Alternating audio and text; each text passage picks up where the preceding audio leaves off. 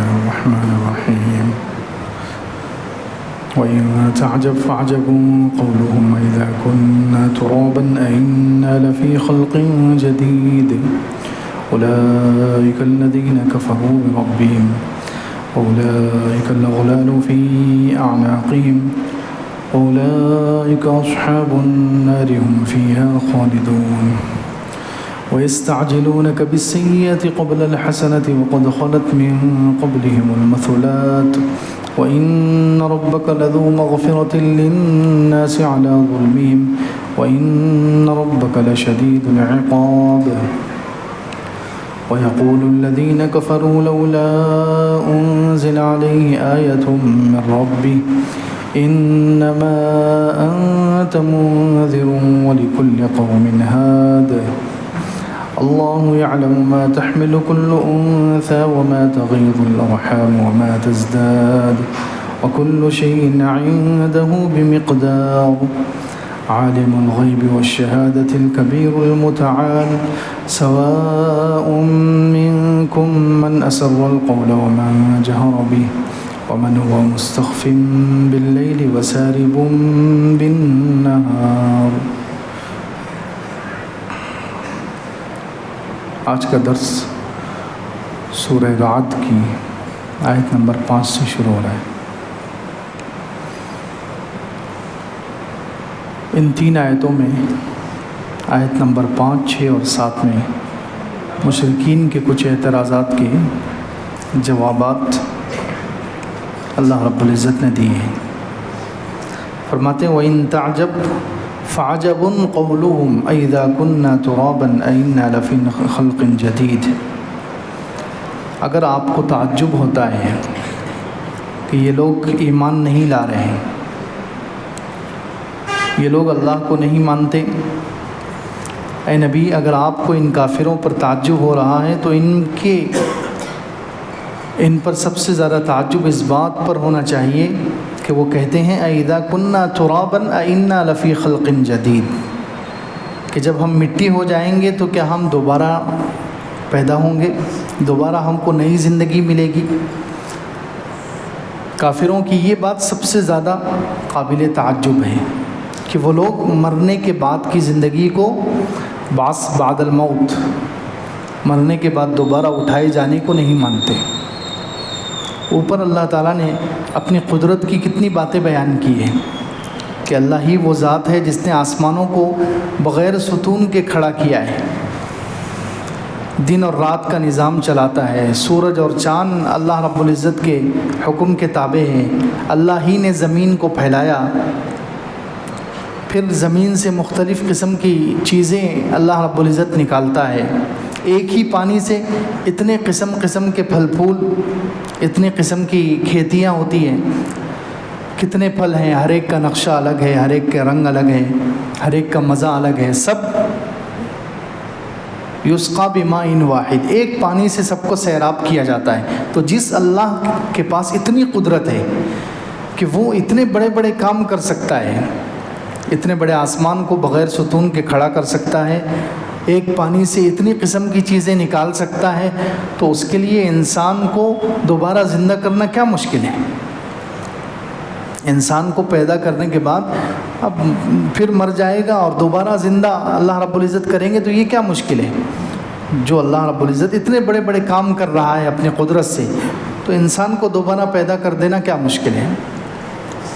لیکن پھر بھی یہ کافر نہیں مانتے, کافر اس چیز کو نہیں مانتے. اس چیز پر ان کو بہت تعجب ہوتا ہے. قرآن میں جگہ جگہ ان کے باتوں کو نقل کیا ہے. اللہ رب العزت نے ہیہات ہیہات لما توعدون ان ہی الا حیاتنا الدنیا نموت ونحیا وما نحن بمبعوثین. بہت ہی دور کی بات ہے, ہیہات ہیہات بہت دور کی بات ہے جس کا تم سے وعدہ کیا جاتا ہے کہ تم مرنے کے بعد دوبارہ زندہ کیے جاؤ گے.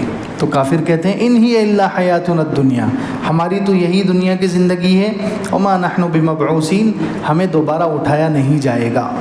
یہ کافر کہتے ہیں, ان کو تعجب ہو رہا ہے. سورہ الف لام میم سجدہ میں ہے اذا ظللنا فی الارض ائنا لفی خلق جدید. کافر کہتے ہیں کہ کیا جب ہم مٹی میں رل مل جائیں گے تو کیا نئی زندگی ملے گی؟ تو وہ لوگ اس کا انکار کرتے تھے۔ ایک بہت بڑا مشرک تھا عاص ابن وائل، یا بعض روایتوں میں ہے کہ ابو جہل تھا، یا بعض روایتوں میں ہے کہ عقبہ ابن ابی معیط تھا۔ وہ حضور اقدس صلی اللہ علیہ وسلم کے پاس آیا ایک بوسیدہ ہڈی لے کر، ایک بوسیدہ بہت پرانی کسی جانور کی ہڈی لے کر آیا، اور اس ہڈی کو اس نے بس ہاتھ لگایا تو وہ چورا چورا ہو گئی۔ اس کو اس نے ہوا میں اچھال دیا اور حضور پاک صلی اللہ علیہ وسلم سے سوال کیا کہ کیا اللہ رب العزت ان ہڈیوں کو زندہ کرے گا؟ کہ دیکھو یہ ہڈی تو بالکل چورا ہو کر ہوا میں بکھر گئی، اس کے ذرات پتہ نہیں کہاں کہاں چلے گئے، ان ہڈیوں کو اللہ رب العزت کیسے زندہ کرے گا؟ ان کو دوبارہ اللہ تعالیٰ کیسے زندہ کرے گا؟ تو اللہ رب العزت نے اس کا جواب دیا، سورہ یاسین میں ہے، اولم یر الانسان انا خلقناہ من نطفۃ فاذا هو خصیم مبین۔ کیا انسان نہیں دیکھتا کہ ہم نے اس کو ایک نطفے سے پیدا کیا، ہم نے اس کو ایک نطفے سے پیدا کیا۔ یہ تو مثال دے رہا ہے ہمارے سامنے آ کے، وضرب لنا مثلا، وہ ہمارے لیے مثال بیان کر رہا ہے، اور اپنی پیدائش کو بھول چکا ہے، اپنی پیدائش کو بھول چکا ہے۔ یہ جو ہڈی تو نے ہوا میں اچھالی ہے، اس کو دوبارہ پیدا کر دینا، جمع کر دینا، یہ آسان ہے اس کے مقابلے میں کہ ایک پانی پر شکل بنا دینا، نطفے سے انسان کو پیدا کرنا، یہ کتنا مشکل کام ہے۔ پانی پر شکل کوئی بنا سکتا ہے؟ کوئی تصویر پانی پر تصویر کیسے بنائیں گے؟ اللہ رب العزت نے نطفے سے انسان کو بنایا، اور ایسی ایسی ہڈیاں بنائی، کتنی مضبوط ہڈیاں ہیں انسان کے جسم میں، پانی سے اللہ تعالیٰ نے کیسی ایک تو شکل بھی بنا دی، اور کیسی کیسی مضبوط ہڈیاں، کچھ ہڈیاں ایسی ہیں جو ٹوٹتی ہی نہیں، اتنی مضبوط ہڈیاں اللہ تعالیٰ نے پانی سے بنا دی۔ تو جو اللہ پانی سے اتنے خوبصورت شکل انسان کی بنا سکتا ہے، اتنی مضبوط ہڈیوں کو بنا سکتا ہے، تو اس کے لیے ان بکھرے ہوئے ذرات کو جمع کرنا اور دوبارہ زندہ کرنا کیا مشکل ہے؟ تو یہاں کہہ رہے وَإِن تَعْجَبْ فَعَجَبٌ قَوْلُهُمْ، اگر آپ کو تعجب ہو تو اس بات پر تعجب ہونا چاہیے، ان کی یہ بات زیادہ قابل تعجب ہے کہ وہ کہتے ہیں کہ کیا ہم مٹی ہو جائیں گے تو کیا دوبارہ نئے شیپ میں پیدا ہوں گے؟ اولئک الذین کفروا بربہم، یہی لوگ ہیں جنہوں نے اپنے رب کا انکار کیا ہے۔ جو آخرت کو نہیں مانتا تو پھر وہ اللہ کو بھی نہیں مانتا، جو آخرت کو نہیں مانتا، مرنے کے بعد دوبارہ زندہ ہونے کو نہیں مانتا، تو پھر وہ زبان سے اگر کہہ بھی رہا ہے کہ میں اللہ کو مانتا ہوں، تو ایسا اللہ کو ماننے سے کیا فائدہ ہے؟ اولئک الذین کفروا بربہم، کیونکہ بہت سے کفار مکہ وہ کہتے تھے کہ ہم اللہ کو مانتے ہیں، ہم اللہ کو مانتے ہیں، لیکن مرنے کے بعد دوبارہ پیدا ہونے کا انکار کرتے ہیں، تو پھر ایسے اللہ کو ماننے سے کیا فائدہ؟ اللہ کو ویسے مانو جیسے وہ چاہتا ہے۔ تو فرمایا اولئک الذین کفروا بربہم، یہی لوگ ہیں جنہوں نے اپنے رب کا انکار کیا، اپنے رب کے ساتھ کفر کیا۔ واولئک الاغلال فی اعناقہم، یہی لوگ ہیں کہ ان کی گردنوں میں زنجیریں ہوں گی، طوق ڈال دے گی اللہ رب العزت۔ ایک تو اس سے مراد ہے آخرت میں ان کافروں کو اور اللہ کے نافرمانوں کو طوق ڈالے، بڑی بڑی زنجیریں ان کے گلے میں ڈال دی جائے گی۔ انا جعلنا فی اعناقہم اغلالا فہی الی الاذقان فہم مقمحون، سورہ یاسین میں ہے کہ ہم ان کی گردنوں میں بڑی بڑی زنجیریں اور طوق ڈال دیں گے، جس کی وجہ سے یہ گردن جھکا نہیں پائیں گے، گردن اٹھی ہوئی ہوگی، کیونکہ پورے گلے کے نیچے ان کے زنجیریں ہوگی، اوپر بھی زنجیریں، نیچے بھی زنجیریں، پیروں میں، اسی طرح ان کے سورہ الحاقہ میں ہے کہ ان کافروں کو اللہ رب العزت قیامت کے دن ان کے منہ سے زنجیر ڈالی جائے گی اور پاخانے کی جگہ سے نکالی جائے گی، منہ سے ڈال کر پاخانے کی جگہ سے نکالی جائے گی، ایسی زنجیروں میں جکڑے ہوئے ہوں گے۔ اولئک الاغلال فی اعناقہم، طوق ہوں گے ان کی گردنوں میں، زنجیریں ہوں گی ان کی گردنوں میں، ان کو عذاب دیا جائے گا، زنجیروں میں جکڑ کر اتنا وزن اٹھا کر چلو اور پھر دوسری سزائیں بھی بھگتو۔ اور بعض مفسرین کہتے ہیں کہ زنجیروں سے مراد اولئک الاغلال فی اعناقہم، یہی لوگ ہیں کہ ان کی گردنوں میں زنجیریں ہیں، یعنی یہ لوگ کہتے ہیں کہ ہم تو اسی پر چلیں گے جس پر ہم نے اپنے باپ داداؤں کو پایا ہے. یہ اپنے رسم و رواج کی زنجیریں، اپنے باپ دادا کے طریقوں کی زنجیریں ان کی گردنوں میں تھی، اس وجہ سے یہ ایمان نہیں لا سکے. آبا و اجداد. وَإِذَا قِيلَ لَهُمْ تَعَالَوْا إِلَى مَا أَنزَلَ اللَّهُ وَإِلَى الرَّسُولِ، جب ان سے کہا جاتا ہے کہ آؤ اس کی طرف جو اللہ نے اتارا ہے، اپنے رسول کی طرف، یعنی اللہ کی کتاب کو مان لو، قرآن کو مان لو، اللہ کے رسول صلی اللہ علیہ وسلم کے فرمان حدیثوں کو مان لو، تو وہ کیا کہتے ہیں؟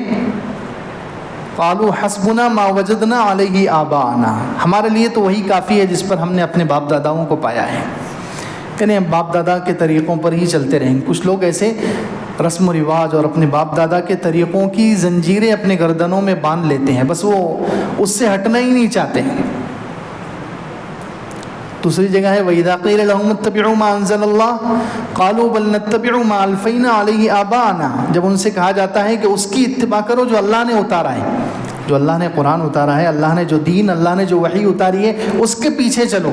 وہ کہتے ہیں کہ ہم تو بل نتبع ما الفینا علیہ آباءنا، ہم تو اسی پر چلیں گے جس پر ہم نے اپنے باپ داداؤں کو پایا ہے. اولو کان آباؤہم لا یعقلون شیئا ولا یہتدون، کیا جب ان کے باپ داداؤں کو عقل بھی نہیں ہے اور ان کے پاس ہدایت بھی نہیں ہے، پھر بھی یہ ان کے پیچھے ہی چلیں گے؟ تو یہ رسم و رواج کی زنجیریں یا آبا و اجداد کی اندھی تقلید کی زنجیریں، اس کی وجہ سے یہ لوگ حق کو نہیں پا سکے. اولئک الاغلال فی اعناقہم واولئک اصحاب النار هم فیہا خالدون، یہی لوگ جہنمی ہیں، اس میں ہمیشہ ہمیشہ رہیں گے. وَيَسْتَعْجِلُونَكَ بِالسَّيِّئَةِ قَبْلَ الْحَسَنَةِ وَقَدْ خَلَتْ مِنْ قَبْلِهِمُ الْمَثُلَاتُ، یہ لوگ جہنمی ہیں، جہنم میں ہمیشہ ہمیشہ رہیں گے. اب اندازہ لگا کتنے سال، ہزاروں سال، اربوں کھربوں سال گزر جائیں گے، لیکن جہنم سے نکلنا ان کو نصیب نہیں ہوگا. کیسے عذابات، کیسی تکلیفیں، کیسی مشقتیں. اسی لیے رمضان المبارک کے مہینے میں اللہ کے رسول صلی اللہ علیہ وسلم فرمایا کہ زیادہ سے زیادہ جنت کی طلب کرنی چاہیے اور جہنم سے پناہ مانگنی چاہیے. جنت کی طلب کرنی چاہیے. اللہم انا نسألک الجنہ ونعوذ بک من النار، کہ اللہ ہم آپ سے جنت مانگتے ہیں، جنت کا سوال کرتے ہیں اور جہنم سے پناہ چاہتے ہیں.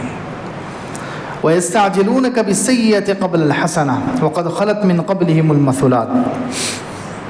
ان مشرکین کا ایک اور اعتراض تھا کہ حضور اقدس صلی اللہ علیہ وسلم سے یہ لوگ مطالبہ کرتے تھے کہ ہم آپ پر ایمان نہیں لاتے، ہم اللہ کو نہیں مانتے، تو ہم پر عذاب کیوں نہیں آ جاتا؟ تو اللہ تعالیٰ اس کا جواب دے رہے ہیں. وَيَسْتَعْجِلُونَكَ بِالسَّيِّئَةِ قَبْلَ الْحَسَنَةِ، یہ لوگ برائی کو جلدی مانگ رہے ہیں بھلائی سے پہلے. یعنی ہونا تو یہ چاہیے تھا کہ ایمان قبول کر لیتے، اللہ کے احکامات پر چلتے اور اس سے فائدہ اٹھاتے، کہ یہ اگر دین پر چلیں گے، اللہ پر ایمان لائیں گے، تو انہیں اللہ کی طرف سے رحمتیں ملے گی، برکتیں ملے گی. تو انہیں تو چاہیے تھا کہ یہ نیکی حاصل کرتے، لیکن یہ کیا کر رہے ہیں؟ نیکی حاصل کرنے کے بجائے الٹا ڈھٹائی سے کہتے ہیں کہ جلدی عذاب لے کر آ جاؤ، اگر آپ سچے ہیں تو جلدی عذاب لے کر آ جاؤ. نعوذ باللہ. دعا بھی کرتے تھے، 90 پارے میں گزر چکا. وَإِذْ قَالُوا اللَّهُمَّ إِنْ كَانَ هَذَا هُوَ الْحَقَّ مِنْ عِنْدِكَ فَأَمْطِرْ عَلَيْنَا حِجَارَةً مِنَ السَّمَاءِ، اے اللہ اگر یہ حق ہے آپ کی طرف سے، یعنی محمد صلی اللہ علیہ وسلم اور ان کا دین سچا ہے آپ کی طرف سے، تو ہم پر پتھر برسا دے. ایسی دعا کرتے تھے مشرکین. تو اللہ تعالیٰ کہہ رہے ہیں کہ یہ لوگ برائی کو مانگ رہے ہیں بھلائی سے پہلے، یعنی ایمان لانے کے بجائے یہ لوگ عذاب کا مطالبہ کرتے ہیں کہ جلدی سے ہم پر عذاب آ جائے. وقد خلت من قبلہم المثلات، حالانکہ ان سے پہلے سزائیں گزر چکی ہیں. قوم عاد، قوم سمود، کتنی قوموں کو ہم سزا دے چکے ہیں، کتنی قوموں پر ہمارے عذابات گزر چکے ہیں، ان پر بھی عذاب آ سکتا ہے. اللہ رب العزت کہہ رہے ہیں ہم کبھی بھی ان پر عذاب نازل کر سکتے ہیں، لیکن جلدی عذاب کیوں نہیں آتا؟ وَإِنَّ رَبَّكَ لَذُو مَغْفِرَةٍ لِلنَّاسِ عَلَىٰ ظُلْمِهِمْ، جلدی عذاب اس لیے نہیں آتا کیونکہ اللہ تعالیٰ اپنے بندوں کو معاف کرنے والا ہے ان کے ظلم کے باوجود. اللہ تعالیٰ اپنے بندوں کو مہلت دیتا ہے، ڈھیل دیتا ہے کہ یہ سدھر جائیں، یہ سنبھل جائیں، یہ توبہ کر لیں. اللہ تعالیٰ بار بار موقع دیتا ہے، بار بار چانس دیتا ہے، فوراً پکڑ نہیں کر رہا. کافروں کو ڈھیل دی جاتی ہے، ان کو مہلت دی جاتی ہے، جتنا زیادہ وقت ملے گا، ہو سکتا ہے کسی وقت ان کے سمجھ میں آ جائے، کسی وقت یہ اللہ تعالیٰ کی طرف رجوع کر لیں، توبہ کر لیں، نہیں کرتے تو پھر اللہ تعالیٰ کی پکڑ آتی ہے۔ فرمایا وَإِنَّ رَبَّكَ لَذُو مَغْفِرَةٍ لِلنَّاسِ عَلَىٰ ظُلْمِهِمْ، آپ کا رب تو بڑا معاف کرنے والا ہے لوگوں کو ان کے ظلم کے باوجود۔ وَإِنَّ رَبَّكَ لَشَدِيدُ الْعِقَابِ، اور آپ کا رب بڑی سخت پکڑ والا بھی ہے، لیکن جب اللہ کی پکڑ آتی ہے تو پھر کوئی نہیں روک سکتا۔ فرعون غرق ہو رہا تھا تو اس وقت وہ کہہ رہا تھا کہ میں ایمان قبول کرتا ہوں، میں ایمان لاتا ہوں اس پر جس پر بنو اسرائیل ایمان لا چکے ہیں۔ الآن وقد عصیت قبل وکنت من المفسدین، اس کو جواب دیا گیا اب ایمان قبول کر رہا ہے، اس سے پہلے تو بڑا فساد مچاتا تھا، بڑا فسادی تھا اور خدائی کا دعویٰ کرتا تھا۔ تو جب اللہ کا عذاب آ جاتا ہے، پکڑ آ جاتی ہے، تو پھر اس کو کوئی ٹال نہیں سکتا، اللہ کے عذاب کو پھر کوئی ہٹا نہیں سکتا۔ کافر جب جہنم میں چلے جائیں گے تو پھر وہ ایسے عذاب میں ہوں گے، وہ درخواست کریں گے جہنم کے داروغے سے، وقال الذین فی النار لخزنۃ جہنم ادعوا ربکم یخفف عنا یوما من العذاب، جہنمی لوگ کہیں گے جہنم کے داروغے سے، مالک سے، وقال الذین فی النار لخزنۃ جہنم ادعوا ربکم، اپنے رب سے دعا کرو، اپنے رب سے درخواست کرو ہمارے لیے، یخفف عنا یوما من العذاب، کہ ایک دن ہی ہم عذاب کچھ ہلکا ہو جائے، ایک دن ہی عذاب کچھ ہلکا ہو جائے۔ نہیں، قالوا اولم تک تأتیکم رسلکم بالبینات، وہ کہیں گے کیا تمہارے پاس پیغمبر نہیں آئے تھے، کیا ہم نے تمہارے پاس رسول نہیں بھیجے جنہوں نے تمہیں سمجھایا، لیکن تم نے اس وقت ان کی بات نہیں مانی، اب پکارتے رہو، وما دعاء الکافرین الا فی ضلال، اب کافروں کی پکار پر کوئی توجہ نہیں دی جائے گی۔ دوسری جگہ ہے 25ویں پارے میں، یا مالک لیقضی علینا ربک، وہ کہیں گے کہ اے مالک اپنے رب سے درخواست کرو کہ ہمیں ختم ہی کر دے، ہمیں عذاب اتنا ہو رہا ہے، اتنا ہو رہا ہے، یہ ختم ہی نہیں ہوتا، ہم مر ہی نہیں جا رہے، تو موت آ جائے کم سے کم تاکہ یہ عذاب سے جان چھوٹ جائے۔ قال انکم ماکثون، تو مالک کہے گا کہ اب تو تم پھیرنے والے ہو، اب تو ہمیشہ رہنے والے ہو، ہمیشہ عذاب میں ہی رہنے والے ہو، ہمیشہ تکلیفوں میں ہی رہنے والے ہو، اب تمہیں کوئی اللہ کے عذاب سے بچا نہیں سکتا۔ تو جب اللہ کی پکڑ آتی ہے تو پھر اللہ کی پکڑ کو کوئی نہیں ٹال سکتا۔ وَيَقُولُ الَّذِينَ كَفَرُوا لَوْلَا أُنزِلَ عَلَيْهِ آيَةٌ مِّن رَّبِّهِ، وہ لوگ کہتے ہیں، کافر کہتے ہیں کہ کیوں آپ پر اپنے رب کی طرف سے کوئی نشانی نہیں اتاری گئی، یعنی یہ لوگ، حالانکہ حضور اقدس صلی اللہ علیہ وسلم کو کتنے معجزات دیے گئے، کتنی اللہ تعالیٰ کی طرف سے نشانیاں دی گئی، لیکن پھر بھی یہ کہتے تھے کہ منہ مانگی نشانی ظاہر ہونی چاہیے۔ وہ کہتے تھے کہ یہ مکہ مکرمہ میں صفا پہاڑ ہے، مروہ پہاڑ ہے، یہ سونے کا ہو جانا چاہیے، صفا اور مروہ پہاڑ سونے کا ہو جانا چاہیے، اگر آپ سچے نبی ہیں تو اللہ سے دعا کرو کہ یہ ان دونوں پہاڑوں کو سونے کا بنا دے، یا مکہ میں پانی نہیں ہے تو یہاں سے نہریں بہا دے۔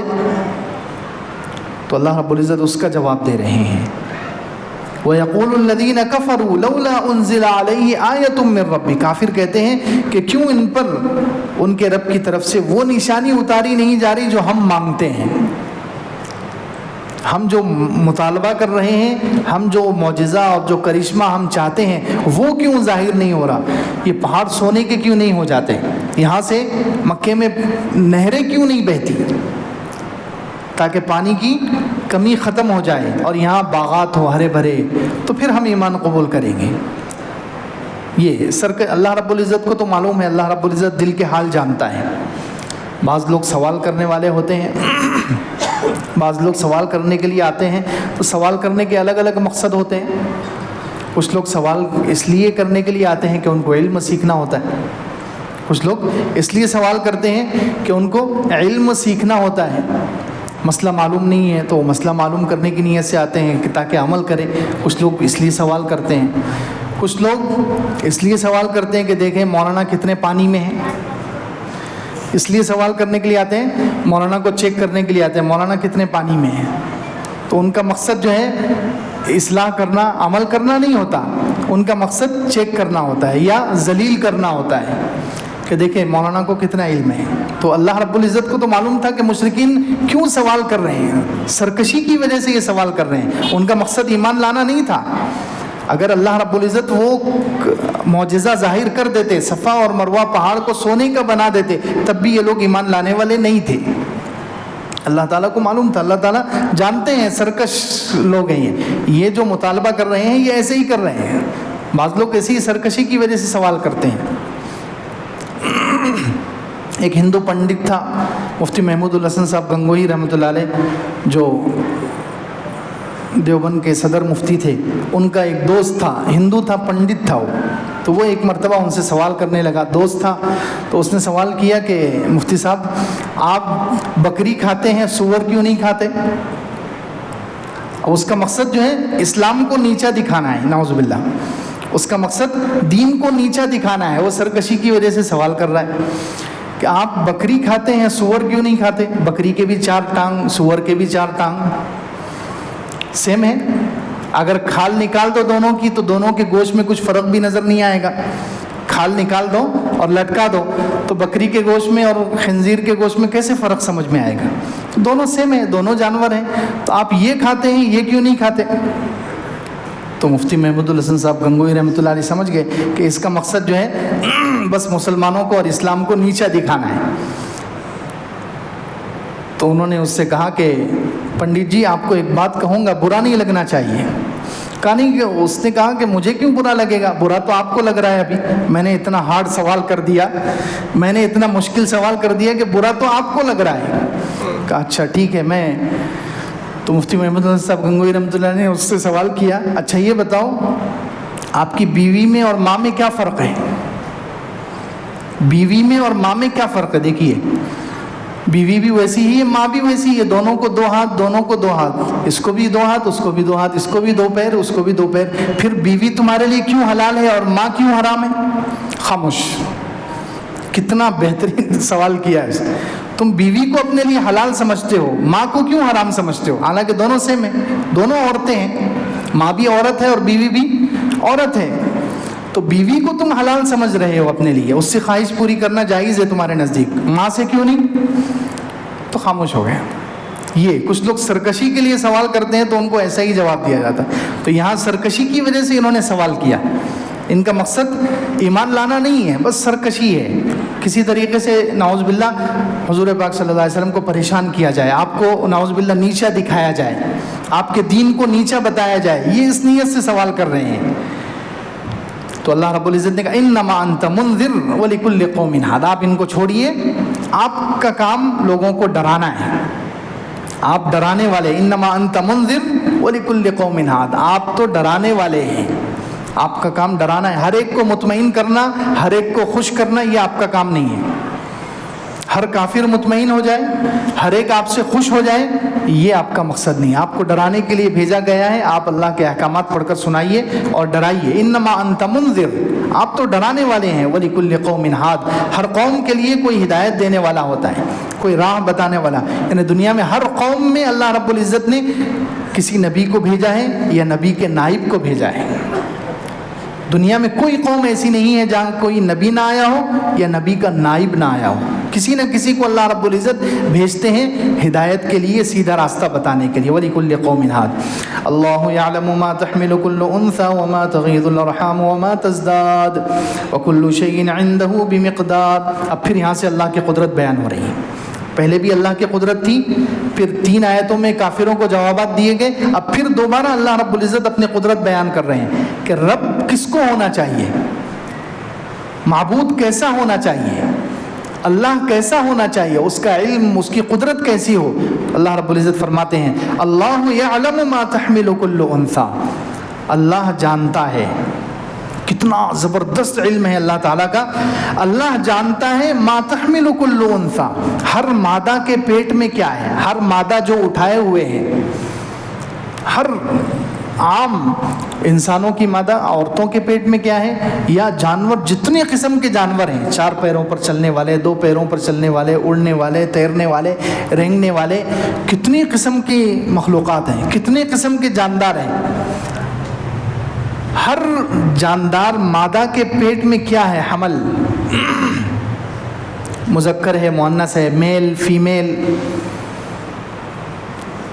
लड़का लड़की क्या है, अल्लाह रब्बुल इज़्ज़त जानता है। अल्लाहु यअलमु मा तहमिलु कुल्लु उन्सा, अल्लाह जानता है उसको जो हर मादा के पेट में, हर मादा जो उठाए हुए हैं, अल्लाह को इल्म है। कितना ज़बरदस्त इल्म होगा, अंदाज़ा लगाए। हर मादा के पेट में क्या है, बच्चा बन रहा है, एक एक मरहला उस पर जो गुजर रहा है, अल्लाह रब्बुल इज़्ज़त को सबका इल्म होता है, पहले दिन से लेकर विलादत तक, पैदा होने तक। जब हमल ठहरता है, जब से लेकर पैदा होने तक हर मादा के पेट में क्या है और कैसी कैसी वो तब्दीली अपने अंदर ले रहा है, अल्लाह रब्बुल इज़्ज़त फरमाते हैं कि मुझे सबका इल्म है।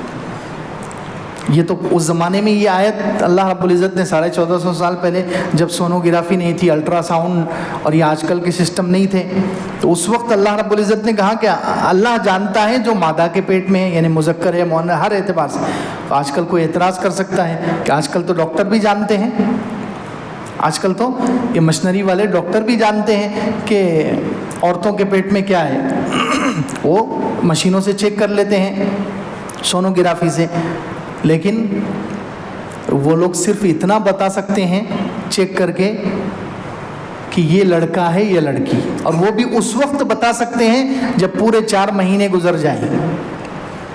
जब पूरे 4 महीने गुजर जाएं उस वक्त बता सकते हैं कि ये, जब पूरी शक्ल बन जाती है, जब पूरी शक्ल बन जाती है, पूरा इंसान तैयार हो जाता है, जब ये बता सकते हैं कि ये लड़का है या लड़की। अल्लाह रब्बुल इज़्ज़त तो पहले ही दिन जिस वक्त हमल ठहरता है, अल्लाह रब्बुल इज़्ज़त को उसी वक्त मालूम होता है कि ये लड़का हो गया, अभी शक्ल नहीं बनी, अभी शक्ल नहीं बनी। अल्लाह रब्बुल इज़्ज़त को पहले से मालूम है कि ये लड़का है या लड़की, ये मुज़क्कर है, मुअन्नस, मेल है या फीमेल है। तो ये लोग तो सिर्फ इतना बता सकते हैं, अपनी सारी मशीनरियों के बावजूद, सारी मशीनों से चेक करने के बावजूद सिर्फ इतना बता सकते हैं कि लड़का है या लड़की। अल्लाह रब्बुल इज़्ज़त तो ये भी जानता है लड़का है या लड़की, आगे की हज़ारों बातें अल्लाह जानता है कि ये पैदा होगा या नहीं, कितने दिनों में, 6 महीने के बाद पैदा होगा, 9 महीने के बाद, 8 महीने की, बहुत सारे बच्चे 7 महीने में पैदा हो जाते हैं, 8 महीने में, 9 महीने में, 6 महीने में, या कुछ ज़्यादा भी रह जाते हैं। इमाम ज़हाक से एक बहुत बड़े ताबई हैं इमाम ज़हाक, वो अपनी माँ के पेट में 4 साल रहे, वो माँ के पेट में 4 साल रहे, और जब पैदा हुए तो फ़ौरन हंसने लगे, और उनके दांत भी निकले हुए थे, इसलिए उनका नाम ज़हाक रख दिया। ज़हाक कहते हैं बहुत ज़्यादा हंसने वाला। पैदा होते ही खिलखिला के हंस पड़े, पैदा होते ही वो ज़ोर से हंसने लगे, इसलिए उनका नाम पड़ गया ज़हाक। अरबी में ज़हाक कहते हैं बहुत ज़्यादा हंसने वाला। तो कौन सा हमल कब तक रहेगा, फिर पैदा होने के बाद उसकी ज़िंदगी कैसी होगी, काला होगा या गोरा होगा, अमीर होगा या गरीब होगा, वो शकी होगा या बदबख्त होगा, नेकबख्त होगा, उसकी रोज़ी कैसी होगी, कितने दिन ज़िंदा रहेगा, कब मरेगा, जन्नत में जाएगा, जहन्नम में जाएगा, ये कोई मशीन बता सकती है? नहीं बता सकती। ये तो अल्लाह ही जानता है, ये सारी चीज़ें किसी के बारे में अल्लाह ही जानता है, अल्लाह के अलावा ये कोई नहीं बता सकता मशीन से चेक करके कि ये कितने साल ज़िंदा रहेगा और क्या कमाएगा और क्या खाएगा और कैसी ज़िंदगी होगी। अल्लाह रब्बुल इज़्ज़त को एक एक दिन की तफसीलात हर इंसान की, हर जानदार की मालूम है। इतना वसी और इतना ज़बरदस्त अल्लाह ताला का इल्म है। अल्लाहु यअलमु मा तहमिलु कुल्लु उन्सा, अल्लाह ताला जानता है हर मादा जो उठाए हुए है, वमा तग़ीदुल अरहाम वमा तज़दाद, और रहम में जो कमी और ज़्यादती होती है वो भी अल्लाह रब्बुल इज़्ज़त जानता है। व कुल्लु शैइन इंदहु बिमिक़दार, हर चीज़ अल्लाह रब्बुल इज़्ज़त के पास एक मिक़दार, एक अंदाज़े से है, कोई चीज़ बेअंदाज़ा नहीं है। बारिश कितने कतरे उतरना है अल्लाह ताला उतने ही उतारते हैं, सब अल्लाह ताला के पास। इस साल 2025 में कितनी बारिश होगी, कितने कतरे उतरेंगे, सब अंदाज़ा और सब चीज़ मुतय्यन है, फिक्स है। एक कतरा भी न कम हो सकता है ना ज़्यादा। व कुल्लु शैइन इंदहु बिमिक़दार, और ये आसान बात नहीं है, ये अल्लाह के अलावा कोई कर ही नहीं सकता कि हर चीज़ अपने अंदाजे से। कितने ज़मीन से दाने उगाने हैं इस साल, अल्लाह ताला उतने ही उगाएंगे, हर चीज़ का एक अंदाज़ा है। कितने बारिश के कतरे उतारने हैं अल्लाह ताला उतने ही उतारेंगे। कितने इंसानों को दुनिया में लाना है उतने ही इंसान अल्लाह लाएंगे। कितने इंसानों को दुनिया से ले जाना है उतने ही इंसान को अल्लाह ताला ले जाएंगे। हर चीज़ उसके पास एक मिक़दार से है, एक अंदाजे से है। اللہ رب العزت کے اندازے کے مطابق ہر چیز ہوتی ہے۔ عالم الغیب والشہادۃ الکبیر المتعال، وہ غیب اور حاضر کا جاننے والا بہت بڑا اور بلند و بالا ہے۔ عالم الغیب والشہادہ، غیب اور حاضر سب اللہ تعالیٰ کے سامنے کھلے ہوئے ہیں۔ الکبیر المتعال، اللہ رب العزت بڑا ہے، بلند و بالا ہے۔ سواء منکم من اسر القول، اس کے لیے برابر ہے تم میں سے کوئی آہستہ بات کرے، ومن جہر بہ، کوئی زور سے بات کرے، ومن هو مستخف باللیل، اور کوئی رات میں چھپنے والا ہو، چھپ کر چلے، چھپ کر کوئی کام کرے، وسارب بالنہار، اور دن میں سب کے سامنے چلے یا سب کے سامنے کام کرے، اللہ رب العزت کے لیے سب برابر ہے۔ اندھیرا اور اجالا سب برابر، مجمع اور تنہائی سب برابر ہے۔ ہمارے لیے ہے کہ ہم اتنی دور تک دیکھ سکتے ہیں، اتنے اجالے میں دیکھ سکتے ہیں، اندھیرا ہو جائے گا تو ہم نہیں دیکھ سکیں گے۔ اللہ رب العزت کی ذات اس سے پاک ہے، اللہ رب العزت کے لیے سب برابر ہے۔ زور سے بات کرے انسان، اللہ رب العزت وہ بھی جانتا ہے، بلکہ بات نہ کرے، صرف خیالات، ابھی ہم سب یہاں پر بیٹھے ہوئے ہیں، کس کے ذہن میں کیا خیال پک رہا ہے، کون تفسیر میں حاضر ہے ذہن کے اعتبار سے اور کون غیر حاضر ہے، اللہ کو معلوم ہے۔ جسم کے اعتبار سے تو ہم سب یہاں موجود ہیں، لیکن ذہن کے اعتبار سے کون یہاں رہتے ہوئے بھی دنیا کی فکروں میں ہے یا کسی اور چیز کو سوچ رہا ہے، اللہ رب العزت کو اس کا علم ہے۔ ضرورت نہیں ہے کہ انسان زبان ہی سے بات کرے تو اللہ تعالیٰ کو معلوم ہوگا، نہیں، دل میں خیالات آتے ہیں، یعلم ما توسوس بہ نفسہ، نفس جو تمہارے خیالات پکاتا ہے اللہ رب العزت اس کو جانتے ہیں۔ تو آہستہ بات کریں، اللہ تعالیٰ کو وہ بھی معلوم ہے، زور سے بات کریں، اللہ تعالیٰ کو وہ بھی معلوم ہے۔ ومن ہوا مستخف باللیل، اور جو رات میں چھپنے والا ہو، چھپ کر کوئی کام کر رہا ہے، چھپ کر چل رہا ہے، اللہ تعالیٰ اس کو بھی جانتے ہیں، اور دن میں جو کھلے عام چلتا ہے اللہ رب العزت اس کو بھی جانتے ہیں۔ عبداللہ ابن عباس رضی اللہ عنہ اس کی تفسیر میں کہتے ہیں کہ بہت سارے لوگ ایسے ہوتے ہیں جو رات میں تو کالے کام کرتے ہیں، رات میں کالے کام، اندھیروں میں جائیں گے اور تنہائی میں جائیں گے جہاں کوئی نہیں دیکھنے والا انسانوں میں سے، تو وہاں غلط کام کریں گے، لیکن لوگوں کے سامنے جب آتے ہیں تو سفید کپڑے پہن کر آتے ہیں، لوگوں کے سامنے آتے ہیں تو سینہ چوڑا کر کے کہ ہم تو بہت نیک ہیں، اپنے آپ کو نیک ظاہر کرتے ہیں۔ اللہ رب العزت ان لوگوں کے بارے میں کہہ رہے ہیں ومن ہوا مستخف باللیل، جو اندھیرے میں رات میں چھپ کر کوئی کام کرنے والا ہے، وَسَارِبٌ بِالنَّهَارِ، اور دن میں لوگوں کے سامنے اچھا بن کر آنے والا ہے، اللہ اس کو جانتا ہے۔ اکیلے میں غلط کام کرتے ہیں اور لوگوں کے سامنے آ کر اپنے آپ کو نیک ظاہر کر رہے ہیں، تنہائی میں اندھیرے میں غلط کام کر رہے ہیں اور لوگوں کے سامنے آ کر اپنے آپ کو متقی پرہیزگار اور نیک ظاہر کر رہے ہیں۔ اللہ رب العزت کو سب معلوم ہے کہ کس کی تنہائی کیسی ہے اور کون مجمع میں کیسا رہتا ہے، اکیلے میں کون کیسا ہے اور سب کے سامنے کیسا ہے۔ اللہ رب العزت کے سامنے سب کھلا ہوا ہے، اللہ سے کوئی یہ چھپا نہیں سکتا۔